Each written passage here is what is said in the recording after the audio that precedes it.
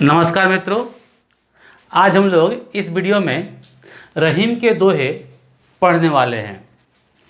यह कक्षा 7वीं के पाठ्यक्रम में है और इस पाठ में हम लोग रहीम के 5 दोहे पढ़ेंगे। चूँकि यह पाठ्यक्रम में है, लेकिन रहीम के दोहे सबके लिए बहुत ही महत्वपूर्ण होता है, क्योंकि उनके दोहे में जीवन के अनुभव होते हैं और वे उन अनुभव को उदाहरण के माध्यम से समझाने की कोशिश करते हैं। तो आइए देखते हैं कि वे दोहे क्या हैं और उनके माध्यम से कवि हमें क्या बताना चाहते हैं। पहला दोहा है कि कही रहीम संपत्ति सगे, बनत बहुत बहुरीत, विपत्ति कसौटी जे कसे, तेई सांचे मेत। तो पहले इसके शब्दार्थ को देख लेते हैं। तो कही रहीम कहते हैं कि संपत्ति धन दौलत, सगे मतलब अपने, बनत मतलब बनता है, बहुत मतलब बहुत सारा, बहु भी बहुत के लिए आता है, और रीत मतलब तरीका ढंग।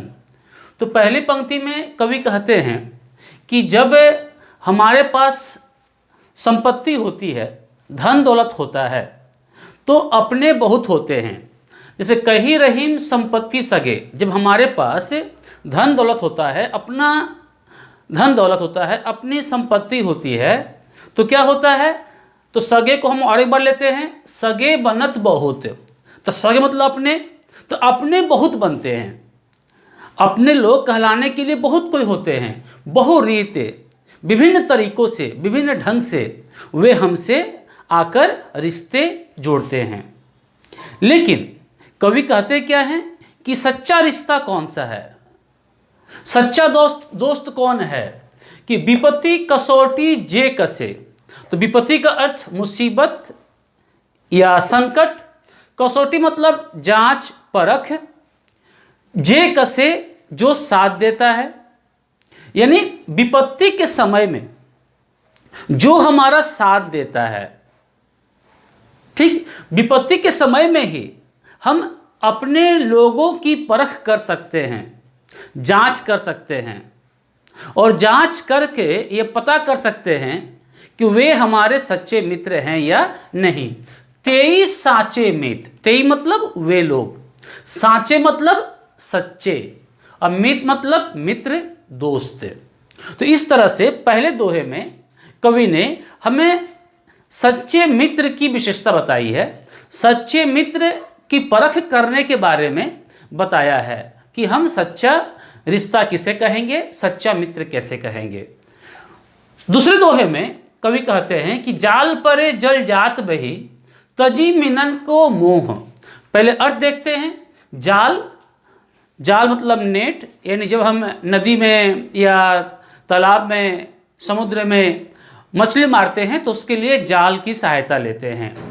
परे मतलब पड़ता है, यानी कोई फेंकता है जब। जल पानी, जात मतलब जाता है, बही मतलब बहना, बह जाना, फ्लो कर जाना। तजी मतलब त्यागना, छोड़ देना। मिलन मतलब मछली, और मोह मतलब लगाव। यानी जब कोई मछली पकड़ने के लिए जाल फेंकता है और उसे खींचता है तो क्या होता है? तो पानी जो है वहीं रह जाता है, पानी जाल के साथ नहीं आता है, जाल के साथ मछली आती है। यानी इससे पहले मछली और पानी दोनों साथ साथ रहते थे, लेकिन जब पानी देखता है कि मछली मुसीबत में है, तो पानी का जो लगाव होता है मछली के साथ, वह वहाँ टिकता नहीं है, वो मछली को छोड़कर चला जाता है। इसलिए कवि कह रहे हैं कि जाल परे जल जात बही, जाल पड़ते ही, जाल गिरते ही जल यानी पानी बह जाता है, बहकर चला जाता है। तजी मिलन को मोह, मिलन को मोह यानी मछली के प्रति जो उसका लगाव है उसको त्याग कर वह बहकर चला जाता है, मछली को छोड़ देता है। लेकिन मछली क्या करती है? रहीमन मछली नीर को, रहीमन कवि हैं, मछली मतलब मछली, फिश, नीर मतलब पानी।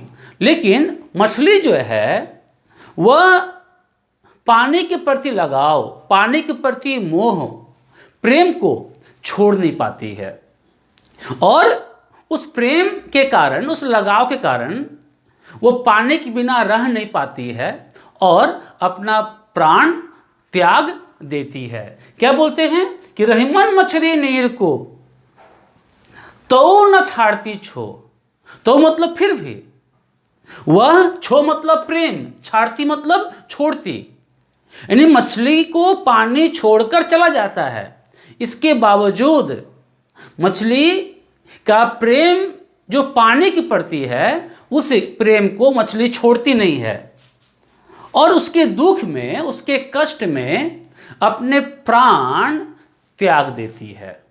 तो इस प्रकार से कवि ने यहाँ पर प्रेम के प्रति समर्पण भाव को दिखाया है कि हमारा प्रेम जो है मछली की तरह समर्पित होना चाहिए, कि जिससे हमारा प्रेम संबंध है, जिसके साथ हमारा संबंध है, हमारा रिश्ता ऐसा होना चाहिए कि उसके बिना हम रह न सके।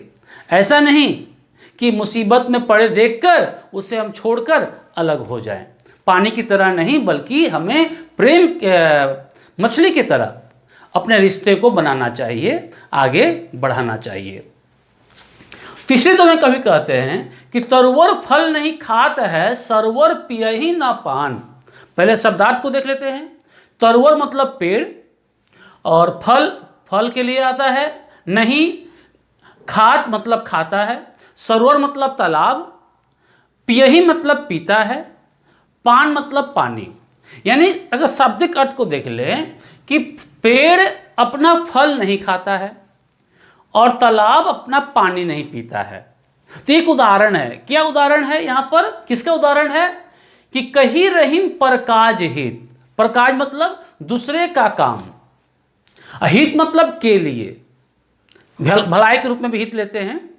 तो दूसरों के काम के लिए, संपत्ति मतलब धन दौलत, सच ही मतलब एकत्रित करना, कलेक्ट करना, संग्रह करना, सुजान, सुजान मतलब सज्जन, ज्ञानी व्यक्ति।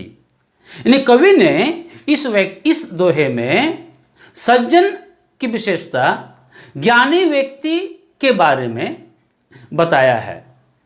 क्या बताया है? ज्ञानी व्यक्ति कौन होते हैं? ज्ञानी व्यक्ति वो होते हैं जो संपत्ति का संचय तो करते हैं, लेकिन अपने लिए नहीं, बल्कि दूसरों के काम के लिए। यानी अब जो अपने स्वार्थ के लिए नहीं जीते, दूसरों की भलाई के लिए जीते हैं, दूसरों के हित के लिए जीते हैं, दूसरों के काम के लिए जीते हैं, वही सज्जन कहलाता है, ज्ञानी व्यक्ति कहलाता है। और इसके लिए उदाहरण देते हैं तालाब का और पेड़ का, कि जिस प्रकार तालाब अपना पानी नहीं पीता है, पेड़ अपना फल नहीं खाता है, उसी प्रकार सज्जन व्यक्ति भी धन संग्रह, धन दौलत का संग्रह अपने लिए ना कर दूसरों के काम के लिए करता है। इस तरह से कवि ने हमें इस दोहे में बहुत बड़ी सीख दी है कि किस तरह से हमें अपने जीवन को दूसरों के लिए लगाना चाहिए। चौथा दोहा है, थोथे बादर क्वार के ज्यो रहीम घरात। पहले अर्थ देखते हैं। थोथे मतलब बेकार, बादर मतलब बादल, मेघ, यानी बेकार बादल, यानी जो बादल बरसते नहीं हैं। क्वार हिंदी का महीना है, बरसात के बाद वाला। ज्यों जैसे, घरात मतलब गरजता, यानी क्वार महीने के बेकार बादल जिस प्रकार गरजते हैं, यानी वो गरजते तो हैं लेकिन उससे बारिश नहीं होती है, सिर्फ वे गरज कर रह जाते हैं। तो इसे कवि ने दृष्टांत के रूप में लिया है, उदाहरण के रूप में लिया है। किसका उदाहरण? कहते हैं कि धनी पुरुष निर्धन भय। जिस प्रकार से एक धनी व्यक्ति गरीब हो जाता है, निर्धन होता है, और निर्धन होने के बावजूद वह पुरानी बातें कहना नहीं छोड़ता, पुरानी बातों को दोहराकर अपना प्रभाव दिखाना चाहता है, लेकिन वो दूसरे के किसी काम का नहीं रहता है। सिर्फ वो बोलता रहता है, गरजता रहता है। क्या करता है? करे पाछली बात, पाछली मतलब पिछली बात, बीती हुई बात। तो जिस प्रकार धनी व्यक्ति निर्धन होने के बाद अपने अमीरी के किस्से सुनाता रहता है, दूसरे पर अपना जो है प्रभाव जमाने की कोशिश करता है, लेकिन उससे उसे कोई फायदा नहीं होता है, लोगों को कोई फायदा नहीं होता है। और इसका उदाहरण वह कुंवार महीने के बेकार बादल से देते हैं कि जिस प्रकार कुंवार महीने के बादल में पानी नहीं होता, वो बरसते नहीं हैं, लेकिन गरजते बहुत ज़्यादा हैं, लेकिन उससे किसी को कोई फायदा नहीं होता है। तो यहाँ पर ऐसे लोगों की विशेषता बताई गई है जिसमें लोग अपनी पिछली बातों को याद करके सिर्फ बोलते रहते हैं, अपना प्रभाव जमाने की कोशिश करते हैं। पांचवा दोहा भी बहुत महत्वपूर्ण है। क्या है? कि धरती की सी रीत है। धरती की सी मतलब जैसी, रीत मतलब तरीका, ढंग, शीत घाम और मेह। शीत मतलब सर्दी, सर्दी यहां लिख देता हूं, शीत मतलब सर्दी। फिर घाम, घाम घामा शब्द है एक, तो घाम मतलब गर्मी के लिए आता है, गर्मी के लिए। और मेह जो है, मेह आता है बादल, यानी बरसात, बरसात ये है। यानी धरती की सी रीत है, शीत घाम और मेह, जैसी परे सो सही रहे। धरती विशेषता क्या है? कि मौसम के बदलाव को वह स्वीकार करती है, चाहे वह सर्दी हो, चाहे गर्मी हो, चाहे बरसात हो, वो उसके अनुसार वह जीती है। ठीक? तो उसे आत्मसात करती है, उसे अपने आप को ज्यादा अधिक कष्टदायक दिखाती नहीं है। तो कवि कहते हैं कि हमारा जो शरीर है वह धरती के समान होना चाहिए। क्या बोल रहे हैं? कि धरती की सी रीत है, शीत घाम और मेह, जैसी परे सो सही रहे। जैसा पड़ता है, चाहे सर्दी, चाहे गर्मी, चाहे बरसात, जो पड़ता है उसको धरती सह लेती है। त्यों मतलब वैसे, वैसे ही धरती के समान ही हमारा यह देह होना चाहिए। देह मतलब क्या है? देह मतलब शरीर, देह मतलब शरीर होना चाहिए कि कोई भी मौसम आए, उस मौसम को हमारा शरीर बर्दाश्त कर ले, सह ले, उसमें सहने की शक्ति हो। तो यहाँ पर शरीर किस प्रकार का होना चाहिए, इसके बारे में कवि ने हमें बखूबी बताया है।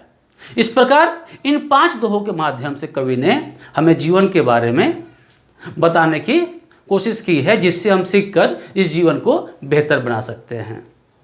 तो इस वीडियो में मित्रों आज इतना ही। धन्यवाद।